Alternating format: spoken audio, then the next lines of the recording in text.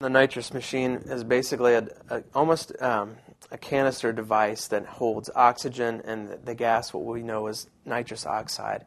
Again, nitrous oxide is a gas that we know that when breathed in through your nose, that over a couple minutes of exposure time, it will actually give you a feeling of wellness and euphoria. Certainly the most important instruments we use are what we call hand instruments. And hand instruments are basically different metal instruments, different shapes and different points and stuff like that we use for a broad amount of procedures. And it could be something as simple as doing an exam, or fixing a filling, or maybe doing a cleaning, or it can be as broad as doing an extraction or doing a root canal. Those things, we basically use all kinds of different variations of hand instruments. So there are a lot of different hand instruments that we utilize. Certainly what the dentist is most notorious for is the hand drill, which is an object that we use typically to remove cavities, sometimes remove old fillings, or to do cosmetic preparations on teeth, or even things like removing bone around teeth.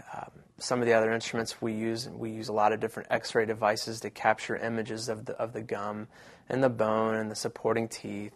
We can use our X-rays to look at the sinuses and all kinds of abnormalities in the gums and the bone. Other things that we can often use we use just lots of different impression materials. A lot of the things in dentistry we require some sort of mold of the patient's mouth. So there's various materials depending on what sort of prosthesis you're making the patient. We use a lot of different impression materials. As far as the pain relievers go, there are a lot of different options that we can present to a patient who, again, has problems dealing with the anxiety or more or less the pain. One version is what we call sedation, and sedation is kind of a generic term for describing a way to basically calm the patient down. And it can be something as simple as giving them some laughing gas, also known as nitrous oxide, which can kind of help relieve the nerves of a patient, and it also helps with pain control as well. That is kind of the simplest form. There's other forms such as oral sedation, which would involve taking a pill before the appointment, and that kind of helps relieve some of that anxiety and can certainly help with pain as well.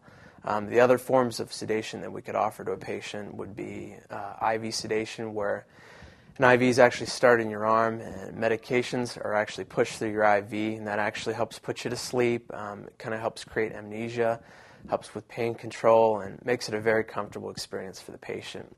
And there's also, which is the broadest one, which is called general anesthesia, which typically isn't seen in a dental environment unless it's associated with an oral surgeon. And that's where another type of mask, kind of like the laughing gas, is put on the patient.